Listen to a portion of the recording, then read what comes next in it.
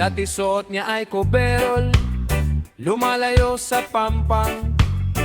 Dagat ang nilalakbay, malayo sa pamilya.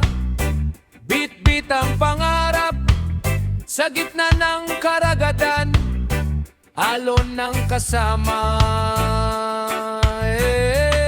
Pero ngayon ay nasa bakasyon na, ibang trabaho na ang kanyang hinararam. Sombrero at helmet, makina'y pinaandar.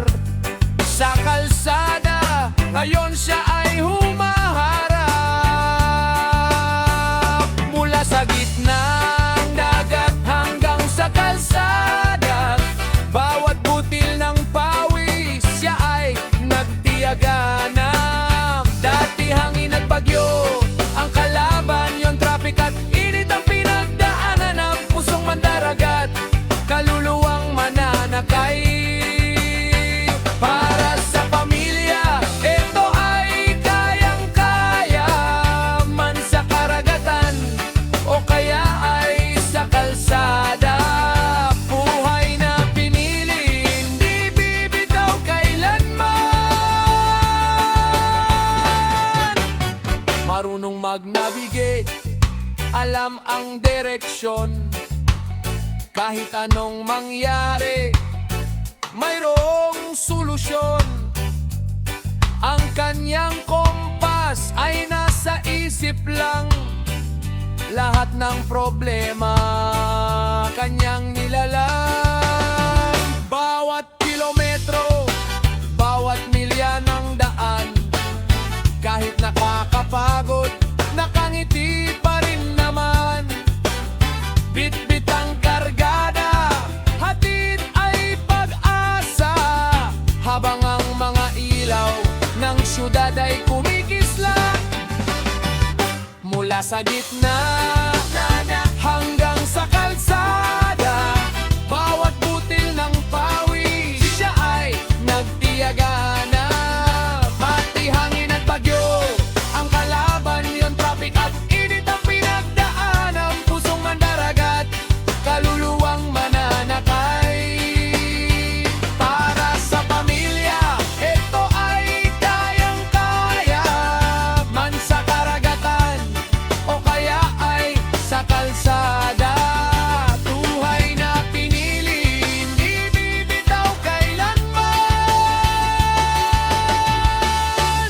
Wala na sa barko, ngaluli nagmomotor, pinalitan ng oras, pareho ang diskarte. Matibay ang loob, hindi magbabago. Mandragagat at rider, iisa ang puso.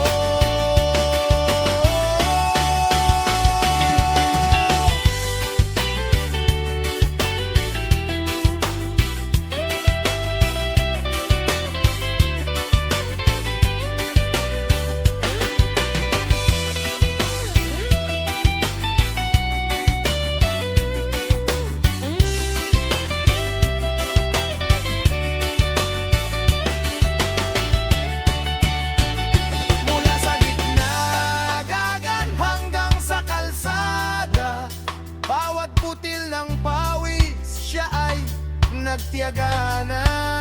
Dati hangin at bagyo ang kalaban, yung traffic at init ang pinagdaan ng pusong mandaragat, kaluluwang mananakay. Para sa pamilya, ito ay kayang-kaya, man sa karagatan o kaya ay sa kalsada. Buhay na pinili, hindi bibitaw kailanman.